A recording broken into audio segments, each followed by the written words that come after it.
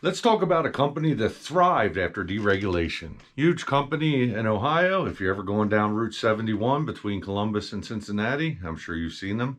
They offer 5 resorts for their employees to stay in across the country. And they sponsor race cars, they sponsor football games, bowl game, they sponsor pooling trucks, and I'm talking about R+L Carriers.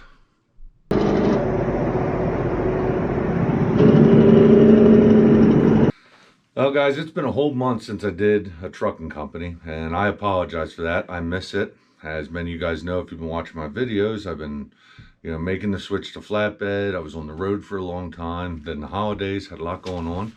Appreciate you guys working with me. Like I said, I've missed it, and really happy to get back to it. I'm going to do quite a few here in the month of January.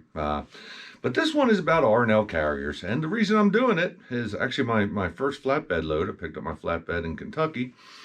Went to Louisville, picked up a load, and was coming up the road. And it was just nighttime, and R+L Carriers was all lit up. I'm sure any of you that have gone down that highway have seen their, corporate headquarters in Wilmington, Ohio. And I said, that's a good company to do one on. I really didn't know much about them, but I did know they were into some NASCAR sponsorships, some drag racing sponsorships. So thought I'd do them. Basically, I have my notes here like I always do. Someday I'll be cool enough to memorize everything, but I doubt that's going to happen.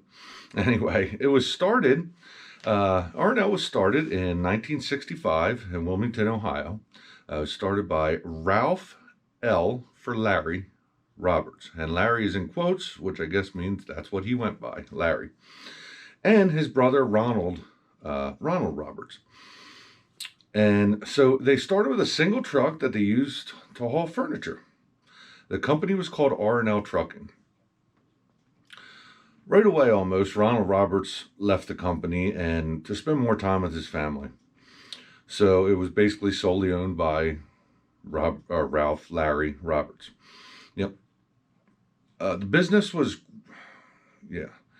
So the business started growing when R+L bought authority from Mayflower Moving and Storage. I don't really know how they were involved with Mayflower and everything. I couldn't find much out about this except that they bought some authority from them. Obviously, this was still, before deregulation. Now, I said before that this company kind of thrived after deregulation. And it says with deregulation in 1980, R+L decided to incorporate, and they designed a new system to allow them to thrive in a whole new transportation world. I can only imagine that time. I was alive for it. I was very, very, very young at that time. And I can only imagine the change in the transportation industry. I talk about that a lot. Some companies sank fast, some started going down, others thrived through it, and R+L seems to be the latter.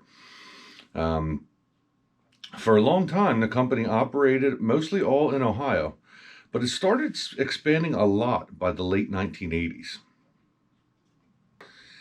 In 1989, R+L bought Gator Freightways, and this helped them with their business in the South. They were now all over the South. In 1992, they purchased Greenwood Motor Lines, and it didn't say where that was from, but again, helped with their expansion. In 1996, they bought Texas-based Herder Truck Lines, and this is when their expansion really took off. So by 2000, the company had expanded to 23 more states and had made their way to New York City, and actually all over New York. Switch page here. They next started providing service to Hawaii, Alaska, Canada, and Puerto Rico. So by 2003, they had expanded to 6 more Western states, and by 2006, they were in Oregon, Washington, and Northern California. By the end of 2007, they were servicing Southern California and were officially a nationwide company. So they really expanded pretty quick. It did say that a lot of their expansion, the model for expansion was through acquisition. Of course, this was a company that, started when acquisition was the only way to expand, and it seems like they kept that going afterwards. Gator Freightways is on the list. People have talked about it, so I do want to do a story about them, and now we know where they ended. I don't know why they ended, but I guess we'll find out after we do the story. Last year, at the age of 77, March 19th, 2023, Ralph Larry Roberts died in Ocala, Florida. He was 77 years old, and I don't know, the expansion, the kind of company he has, from what I know about it, from what I've learned here, I say he's another one, gets a hats off to another, great person in trucking. And, really formed a great company for us. And a great industry for us, really, as a whole. So currently, R+L Carriers is still owned by the Roberts family. It says wholly owned by the Roberts family. I guess that means nobody else owns any part of it. That's surprising. Tell me if I'm wrong about that, but that's what I got out of it. I couldn't get an exact equipment count on it. Of course, they probably have a lot of trailers. The only thing I got is somebody said they have over 21,000 pieces of equipment.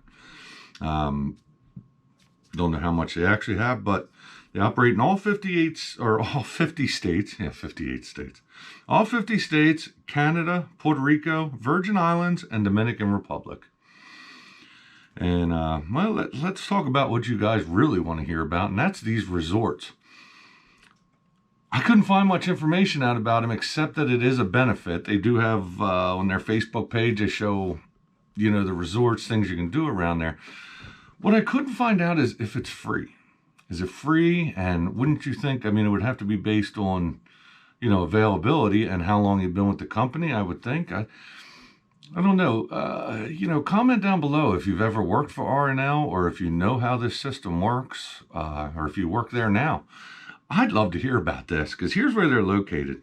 They have one in Wilmington, Ohio, and that seems like it's just a motel with a bathroom. Seems pretty nice, but I don't know if drivers can stay there when they're in town or what the whole deal is. But they also have one in Ocean Isle Beach, North Carolina. That one looked great on the beach there. Daytona Beach, Florida. Now remember, they sponsor a NASCAR team.